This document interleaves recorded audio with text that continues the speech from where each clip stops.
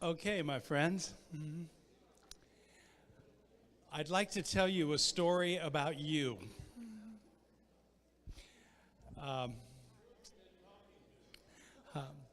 well, actually, one of the officers at the Lowell Correctional Facility. Now, that should usually quiet the crowd down. Some of you may be aware, maybe you've heard some comments about it, but June Edwards, your district superintendent, and I have been working for the last 2 years to start a church inside the Lowell Correctional Facility. In her wisdom and her just looking at what goes on in this district as the chief missional strategist, she noticed how many prisons there are. If you're not aware, the Lowell Correctional Facility houses more female prisoners than any other female prison in America. There are almost 3,000 women that are housed there. Yeah. Maybe here, yeah. David and I, can you get a comment ready for me? So, okay, thanks. But anyway, Lowell, yeah. It's about 20 minutes north of here. Okay. But anyway, we had been working for over a year. There's a national organization called Prison Congregations of America that does this. They have about 32, 33 congregations that they have started in prisons. And there are 2 or 3 other United Methodist prison churches. And we had been working for well over a year to get somebody within the corrections department for the state of Florida that we could literally just get in front of so that we could make our case. And we prayed and we called and we talked and we just couldn't get to anybody. And then one day, June gets a call from the activities director and the chaplain's report to the activities director in the prison structure, who called June out of the blue and responded to an email that she had sent him maybe 3 months before. And said, yeah, I was thinking about you guys. And June said, really? And he said, yeah, you're located in Ocala, right? And she said, yeah. He said, you're at the North Central District office? I said, yeah. Or she said, yeah. He said, well, at 5:30 this morning, I was standing outside of your office because I was in line to sign up my children for your preschool because I've heard it's such a terrific preschool. So I want you to know that your preschool has a role that it has played in what may be a ministry where we literally start a church inside a prison. Now, to me, when I think of what Jesus told us to go do in Matthew 25, shame on us if we aren't going into the prisons this way. I was up here all day yesterday with June because we were working on this. We were up at the prison all day yesterday, and I was in prison all day, but they let me out to come talk to you. So thank you for that. This is a dream of mine. I've been involved in jail and prison ministry for probably close to 20 years now. And in fact, when Bishop Carter asked me to come on staff, I said, I will do this if I can keep doing my prison ministry. And his comment was typical of him. He said, well, of course you'll keep doing that. That's what will keep you grounded when you're in this position. So he's been right. There's something about doing that kind of work that keeps you authentic. So, yeah. Okay, who are we at that will be the first to go? I believe we're over here, right? Okay, so feeling the pressure? Okay, I want you to do something that I do regularly, because the days that I am not nervous when I stand in front of a congregation are the days that I screw up the most. So the nerves are God telling you that God is with you, okay? But I want you to look around at all the friends here, everybody that's speaking, and know that every one of them is cheering you on, okay? And what I've got to do is let you finish eating, right? those cookies were, not only were they good, but they're like donut holes because they were so small. You know, you think, oh, I can just eat 2 of these. You know, 7 cookies later, I'm still saying that. Yeah. Okay, your answers to the 2 questions.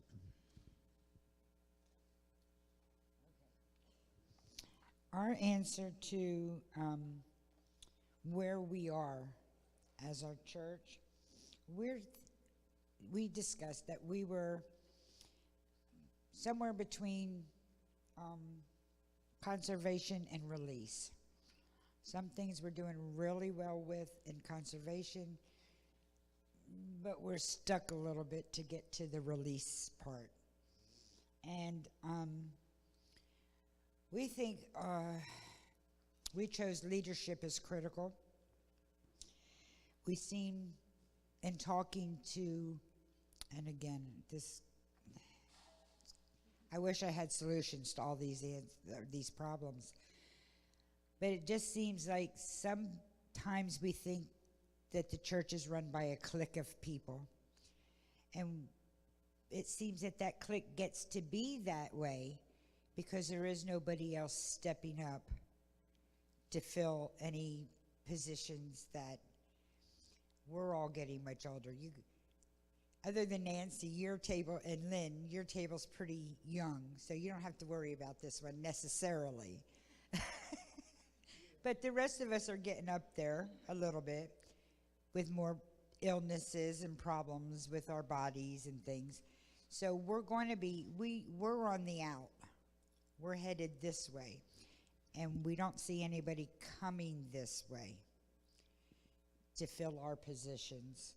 Not that I hold one, but you know what I mean. Thank you. You sit down and finish your cookie now then.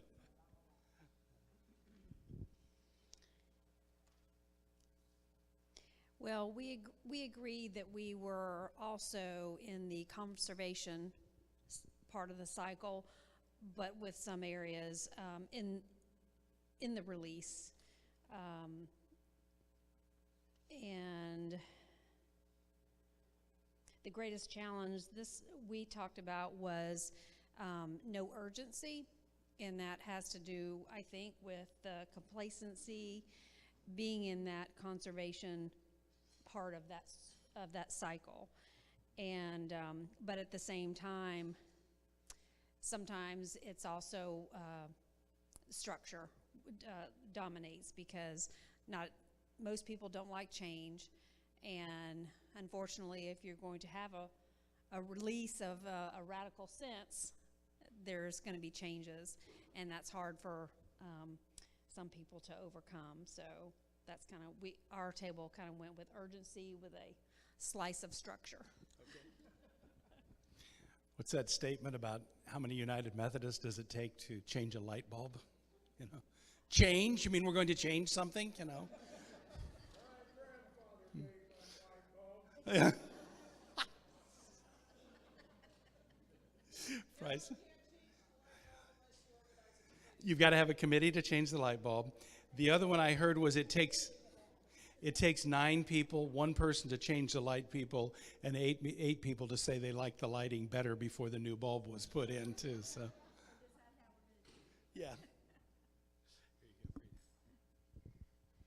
Well, not to be redundant, but we thought we were in the conservation phase, maybe just slightly on the cusp of release. We are growing some, but not in a rapid mode, certainly. We're taking care of what is here, releasing some things, but kind of stuck to move forward too much. We kind of dabble in it a little bit. As far as the greatest challenge, we felt like urgency.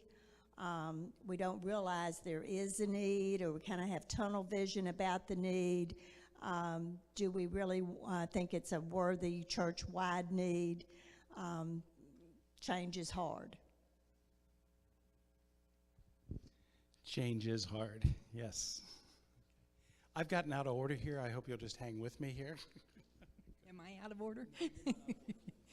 We pretty much agree with what others have said, and one of the things that we discussed was that our history in the church makes us more attached to the physical structure and the type of worship and music.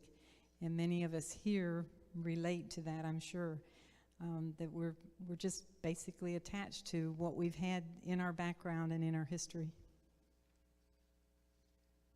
Yeah, that's an important point. The church that I was talking about that had gone through the fire, the funniest Sunday was the first Sunday in the new sanctuary, and it actually happened to be Palm Sunday. So we processed from the gymnasium where we had been worshiping into the new sanctuary, and the line stopped because people were trying to figure out, okay, I used to sit in this place, and now what is my new place going to be? So who do we have this time? Jim and Jessica decided that this report should be given by an older member of the church, and the Burgess and I took a vote and I lost. We agree with the other group tables. We're somewhere between 2 and 1.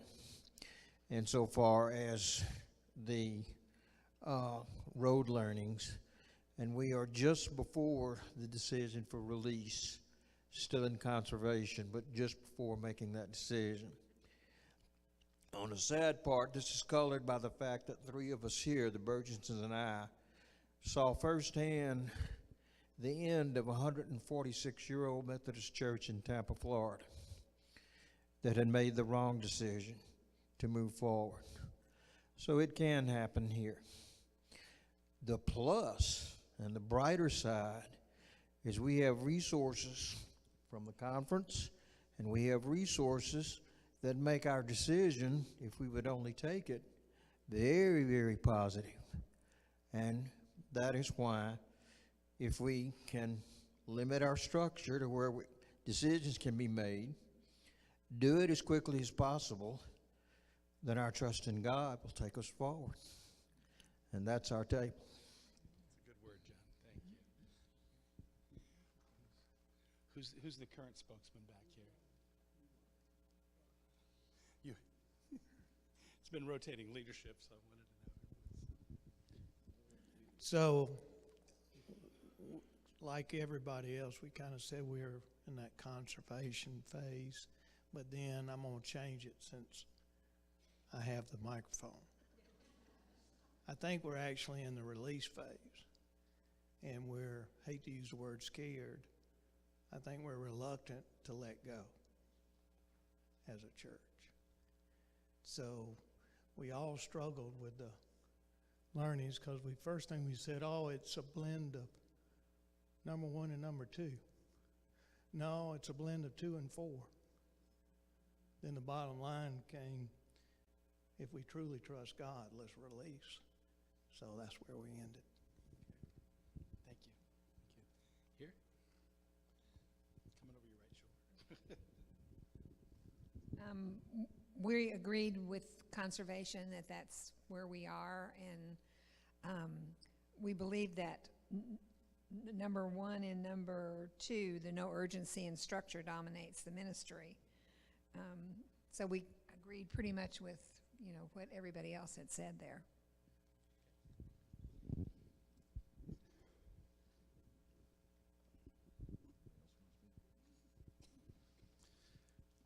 Okay. Not nearly as loquacious as the previous 2 times. We decided that we were in the conservation mode, and then as far as on the road learnings, it was an agreement of no urgency, but then as I'm listening to the other comments, I'm wondering if no urgency isn't a result of number 3, no trust in God. Probably related, yeah. Oh, the torch has been passed. I'm speaking because Harmon was at the cookie table during our discussion.